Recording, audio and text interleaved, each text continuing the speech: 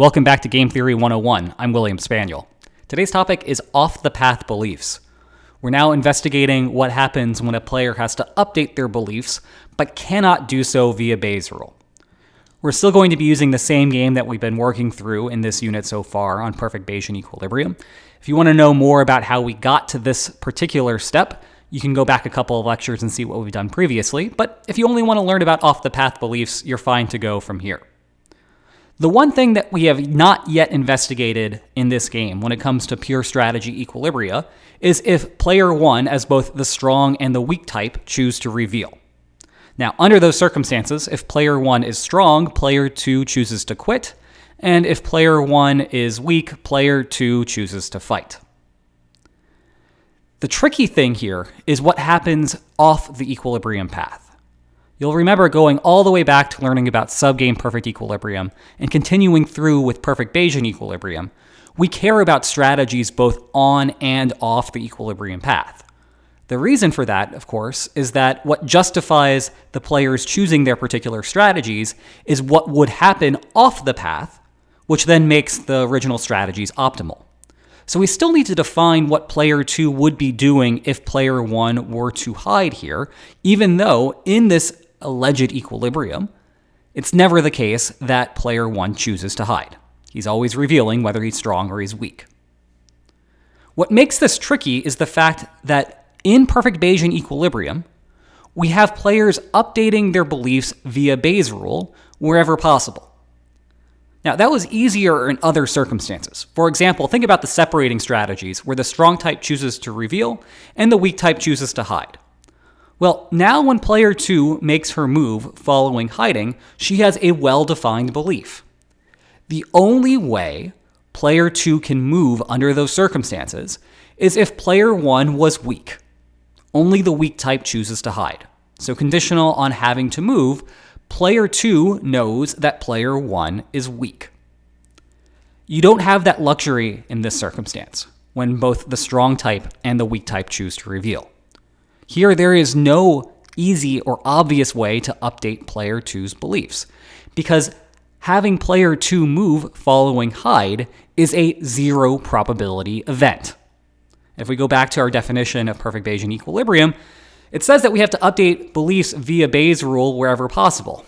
It does not give us guidelines about how to update beliefs when that's not possible, when we're looking at a zero probability event, like we are here when both the strong type and the weak type choose to reveal and never choose to hide.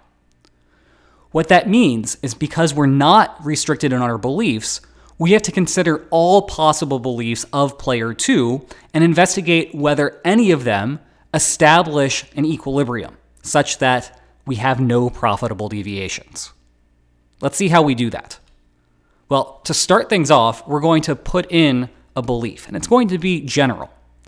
Here, when player 2 chooses to hide off the equilibrium path after a zero probability event, we're going to say that she believes that player 1 is strong with probability p and weak with probability 1 minus p. So the reason that we're doing this generally, of course, is that there is no restriction on that belief. That belief can be anything.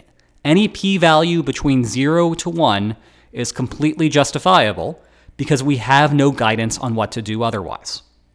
So if any one of those beliefs, any value between 0 and 1, establishes an equilibrium, in other words, convincing both the strong and the weak types not to want to deviate, then we have an equilibrium featuring that off-the-path belief. The first thing to do to figure this out is to investigate what player 2 would do in response to any given belief. That's fairly easy. It's just an expected utility calculation. Consider what happens when she has that belief of p1 minus p and she chooses to fight. Well, her expected utility conditional on that belief is p times negative 1 plus 1 minus p times negative, or rather 1 minus p times positive 0.5. That equals 0.5 minus 1.5p. Her utility for quitting is much more straightforward. Doesn't matter whether player 1 is strong or weak, her utility is simply 0, and so her payoff is not a function of her belief in that case. She just receives a flat value of 0. Now, if we solve for when player 2 wants to fight versus quit, what we would see is that she prefers to fight if p is less than 1/3. She prefers to quit when p is greater than 1/3. And she's indifferent when p is exactly equal to 1/3, meaning that she can play either strategy as a pure strategy or choose to mix in any way she sees fit. So we see that the belief does determine what player 2 will want to do under those circumstances. The last step is to check whether any one of those beliefs allows player 1 to not have a profitable deviation. And there are two steps to that because there are two different types of player 1. There's the strong type and the weak type. Let's start off with the strong type. In equilibrium, this alleged equilibrium, we haven't yet verified it's an equilibrium yet, but in this alleged equilibrium, the strong type chooses to reveal, player 2 quits, and he receives a payoff of 0.99. Now, you'll notice if he deviates to hide, he would either receive 0.5 or 1.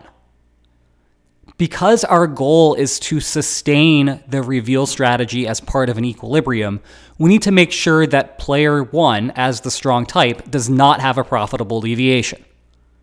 What that rules out is the possibility that player 2 is quitting as a pure strategy. If she were to do that, then player 1 as the strong type could deviate from reveal to hide and go from a payoff of 0.99 to 1.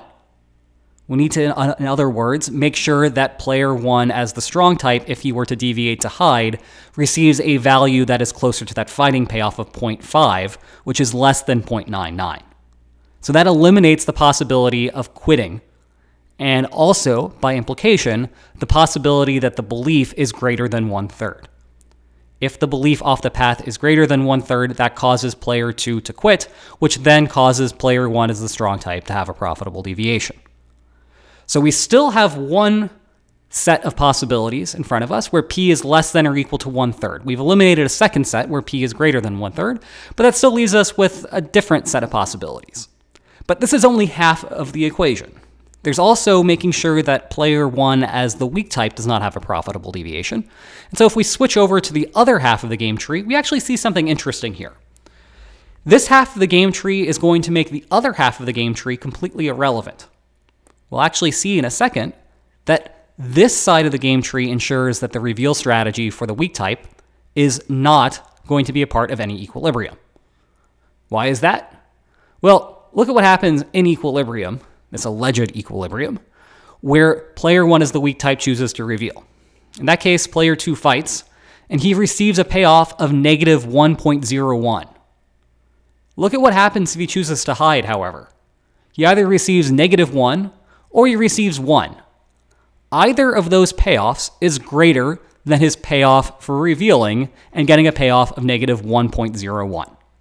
In other words, hide strictly dominates reveal for the weak type.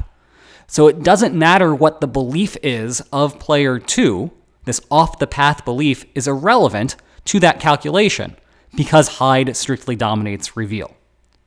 So that eliminates all possibilities. It doesn't matter what player 2 is doing after player 1 chooses to hide, which is being caused by her belief.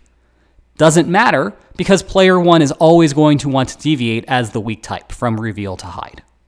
So what we have observed here is that there is no belief that sustains those strategies, where both types, the strong type and the weak type, are choosing to reveal. Now, that's not always the case. I started with this example because it is so simple to show that there are no equilibria of that form, regardless of the belief. We will see, however, in a future lecture, in fact, in the next lecture, where that's not the case. And specifically, we'll be looking at a game called the Beer Quiche game, which is a classic signaling game that you will often see in introduction lectures because it helps illustrate what happens with off-the-path beliefs and how we can get equilibria to form with off-the-path beliefs. So I hope you enjoyed this light introduction to off-the-path beliefs, and I hope to see you next time when we start actually seeing equilibria involving off-the-path beliefs in the next lecture. Take care.